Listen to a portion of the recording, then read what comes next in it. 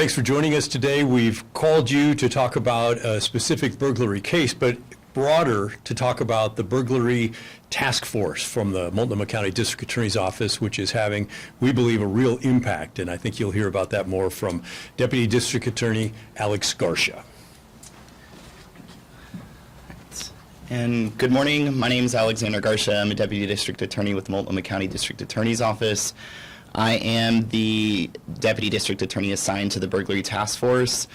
It is under major crimes with the Portland Police Bureau in partnership with other law enforcement agencies, Multnomah County Sheriff's Office, Gresham Police Department, Port of Portland Police Department, and Beaverton Police Department.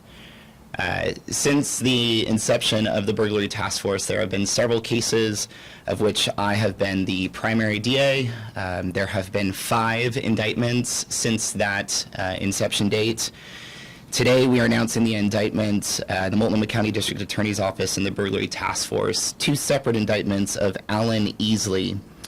The first indictment involves 3 incidents of residential burglary, 3 separate homes, 3 separate homeowners, 7 people total.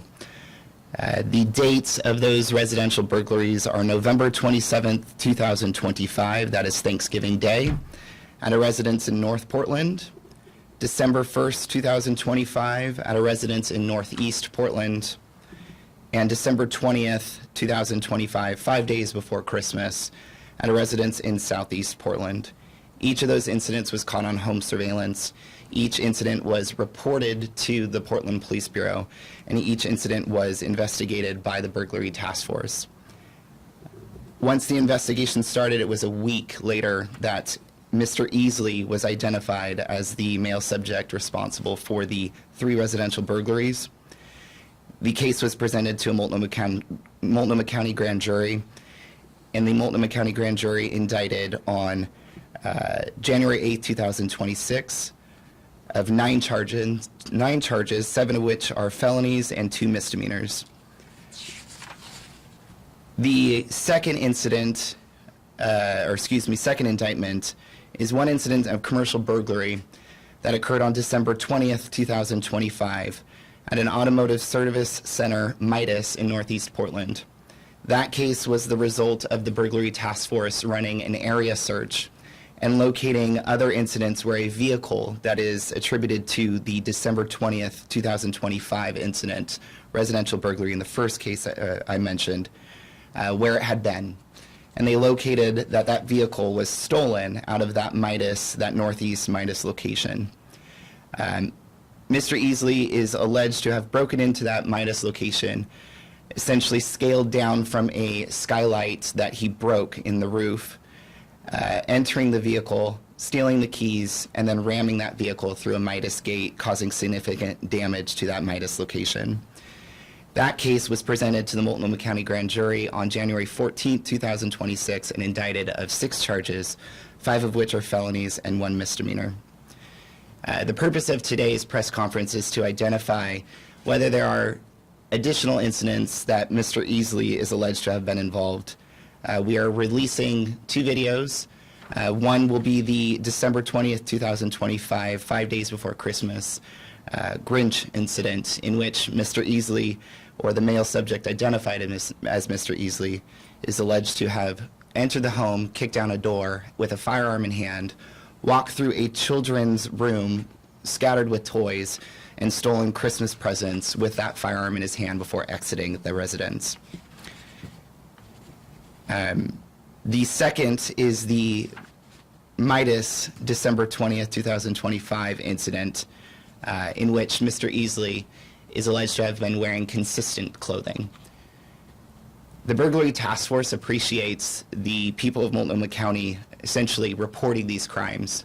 It is our belief that people are now comfortable reporting to law enforcement, that they see change happening, they see their cases being investigated, and they see action being taken. This is a prime example of that since the inception of the Burglary Task Force. If there are any tips, anyone recognizes Mr. Easley in any home surveillance or commercial surveillance, the Burglary Task Force in Multnomah County District Attorney's Office encourages people to contact law enforcement by emailing crime tips at police.portlandoregon.gov, or by calling 911 or filing an online report. Each and every day, the Burglary Task Force reviews reports and refers those reports to me for analysis and then prosecution if the evidence supports prosecution. Thank you. Anybody, any questions? You have reason to believe that you might have done burglarized more places in the area? So since the inception of the Burglary Task Force, it's really been do not leave any stone left unturned, right? What I have found in my experience pre-Burglary Task Force and after has been that it is more often than not that someone is at least related to other incidents of crime, whether that be burglary, residential or commercial, theft of vehicles, drug crime, or possessing a firearm when they're not supposed to be. So to answer your question, yes. Breaking into a home with a gun, is that not a Measure 11 crime, or does that add extra statutes since a weapon was in hand? Understood. Good question. So here the crime is burglary in the first degree. It is not a Measure 11 crime. It is not a violent felony per statute. However, there is an enhancement in this case that the grand jury voted on and indicted, which is with a firearm. Mr. Easley, as you'll see in the surveillance, the home surveillance, had a firearm in his right hand. So it is the Multnomah County District Attorney's Office's belief that that is a factual violent felony, but not by statute. I just want to clarify. So the Midas burglary, they hadn't reported that burglary until the investigators came to talk with them.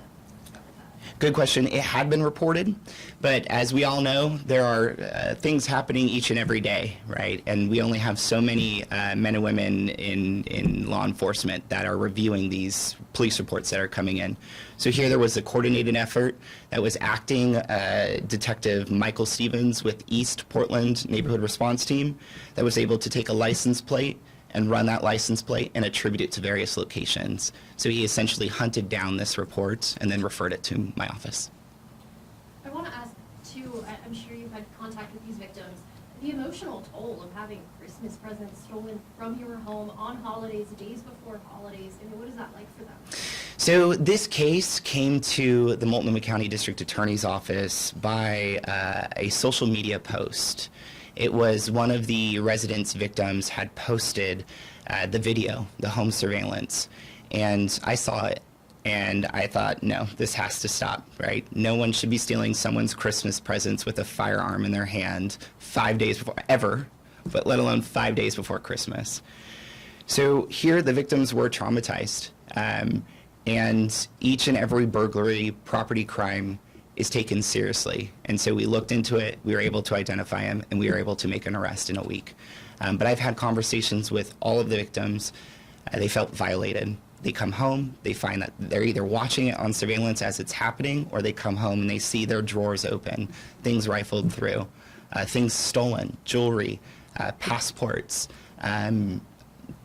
photos, family photos were stolen. And that is an invasion of their personal safety, but also their children's safety. There are children involved in this. None of the residents were occupied, but there were children involved in these incidents. You have a task force specifically for this crime that wouldn't be needed if there wasn't so many of these crimes. How do you address that to the public, what you're doing, why the need is so big because of this? So I think the very fact that there is a position that has been carved out in the district attorney's office for burglaries says there is an issue in Multnomah County with burglaries. I would encourage the public to continue reporting. I know that people have fatigue in reporting. Have your voice heard, report, and provide law enforcement with surveillance if and when it exists, so that the case can be reviewed and prosecuted. You also spoke to a few personal items stolen in these incidents. What other items were you seeing most frequently, and what totals are we looking at? In general or in these? In these incidents Yeah. with the residents? So in these incidents, it's jewelry. You have personal documents, passports, identification, Christmas presents. You have purses, and a vehicle from Midas. Right? Totals in in total, roughly around $20,000 was stolen. I just covered the HVAC units being stolen near Mount Tabor, Mhm. and then now jewelry and all this stuff. At some point, the recycle places and the pawn shops and the places that they're going to, where's the tie-in? I mean, they have to get money from it somewhere. Where along the chain is this going? Sure, I can only speculate because each and every case is completely different from, one another. But I will tell you that I am also reviewing cases that are not just burglaries. I'm reviewing crimes that are accompanying burglaries, which is exactly what you're talking about. Several of those are in the works, but I cannot talk about those at this time.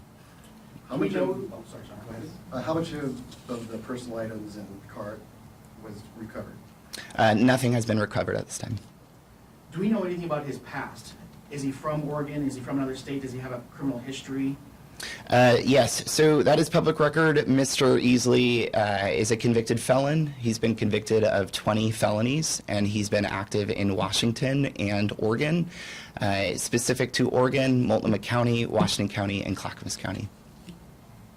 And what is next for him in the court process? Is your office feeling confident in the case you have now? I am feeling very confident in the evidence that we have. I'm feeling confident in these charges. The next step in the case is to meet with his defense attorney and discuss moving forward. Is this going to be a trial? Would this be a resolution short of trial? And then having conversations with the victims and seeing what the victims want to ensure that they feel safe in their homes and in their business. I'm gonna play devil's advocate for a second. I just he jumps out 20 times convicted. At what point can you stop it? I mean, there's people that are gonna watch this and hear 20, like, okay, he has no need to stop because he's out doing it again. Sure. How would you want to address that? Sure.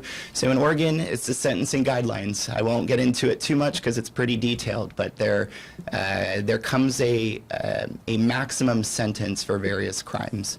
Here, Mr. Easley has a extensive property crime history, and I'm interpreting your question as when is enough enough? Well, I am aggressively prosecuting this case. I won't discuss a resolution at this time, but I am looking into every avenue that will hold him accountable and make sure the victims feel heard and safe. Since he is a felon and he had a gun, is that another charge? It is felon in possession of a firearm, and he has been indicted on 2 counts. You sort of touched on it, but maybe just cover it one more time, that while we're using him as a current example, we want the public to know, and I guess you're telling the press as well, that we're seeing a change in the attitude from the public, that maybe at one point they felt there was no point or purpose in reporting, and now they do? So I have conversations with every victim on these cases, on any case that I touch. And here, each victim was grateful that law enforcement responded and took their report and took it seriously. They were grateful to hear that there is a burglary task force and that there is a deputy district attorney that is assigned to it. They thanked me for my time. They want to know each and every step moving forward because they want to be involved. I think it's great to hear that the public is now feeling like they are involved in the criminal justice system, and I do believe that people see a change. Burglary needs to stop. It is happening each and every night, every day, but it is my hope that in collaboration, burglary task force and victims and people reporting, that we can stop it, reduce it. Great. Thank you. Thank you.